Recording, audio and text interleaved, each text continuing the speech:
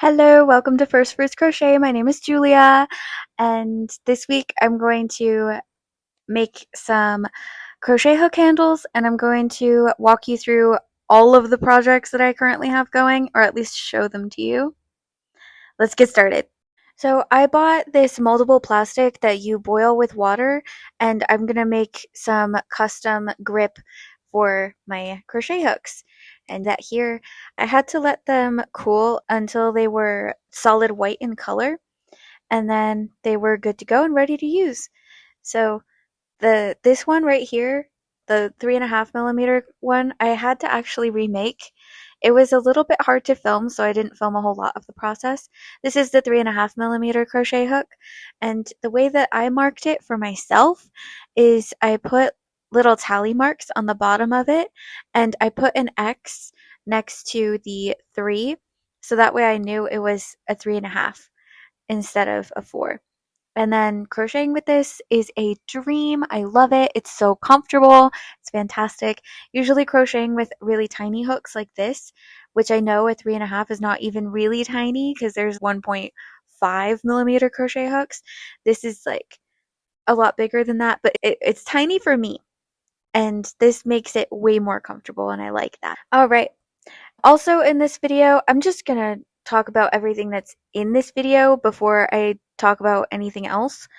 So I'm also going to show all of the projects that I have, like all of my open WIPS that have not been completed. And it's a lot. It's like maybe 12. I don't know exactly how many, but it's a lot. And I just show them. Some of them are in bags, so you can't really see what they are. It's actually more than 12 because I have projects that are not in bags that are looking me right in the face. So yeah, I'm one of those people that starts a lot of projects, but I am planning on finishing a lot of them. I finally sewed 2 panels for my aunt's cardigan. So this video is going into the first saga. I will finish the cardigan probably next week because there's only so much sewing that's left. And I have really not been enjoying working on it, but I will be happy that when it is finished. So that's something to look forward to. I hope it fits. I will wash it and I will make sure that it actually lays proper. So here's all the projects.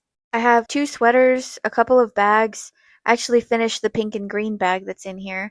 2 dresses that I am working on. 1 gigantic black blanket in the moss stitch.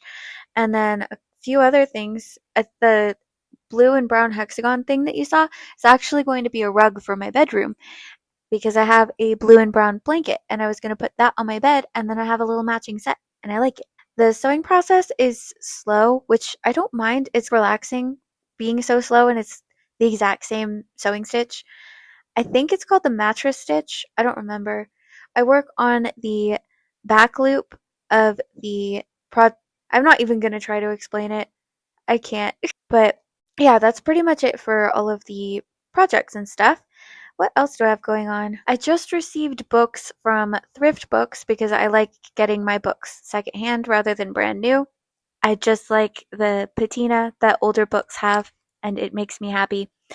The books that I got were more how to go from doing for God to growing in intimacy with God. I originally listened to this book on Libby, and I thoroughly enjoyed it, and I'm like, oh, I want a physical copy. So I got a physical copy of that. And then another book that I bought and received is called East, and I can't remember the author's name, but it is a young adult book. It is a fairy tale. It's a Beauty and the Beast retelling set in Norway. So that's fun. I started reading that and I got a few chapters into it because it's young adult. I usually hate young adult, but I wanted to read this because it was more like a period piece rather than contemporary. I don't really like contemporary books, just in general. And I find young adult, for the most part, to be very fanficky and derivative, and I just don't have a good time reading it, so generally I avoid it. But this one's good. I like it so far. I'm only like 3 chapters in, so there's a lot of book left to get through. And the next book that I bought was An Offer from a Gentleman, which is a Julia Quinn novel. It is a Bridgerton novel. It's my favorite Bridgerton novel.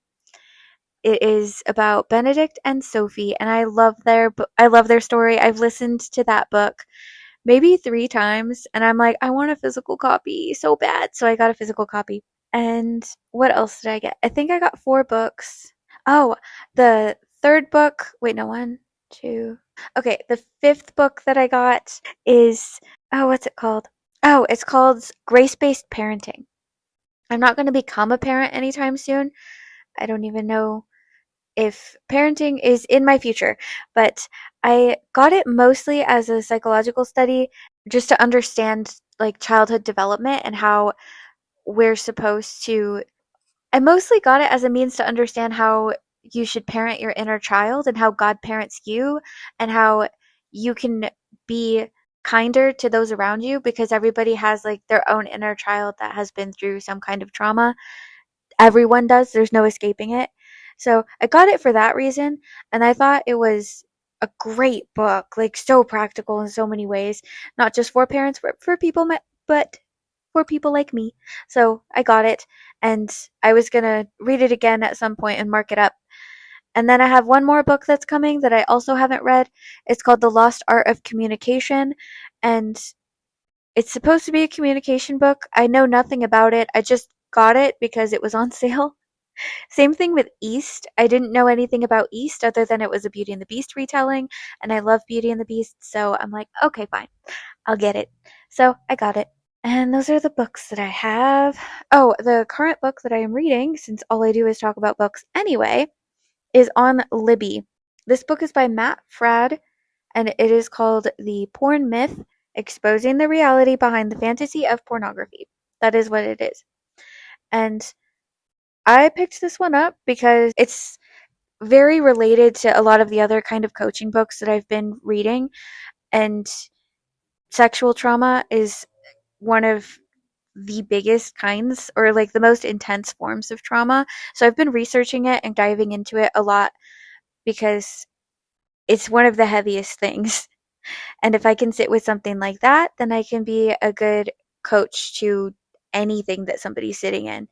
So yeah, those are the books that I'm reading. Those are the books that I got. Thank you for tuning in this week. I will see you in another video. Please make sure to subscribe if you liked this video and stick around. I'll see you next time. Bye!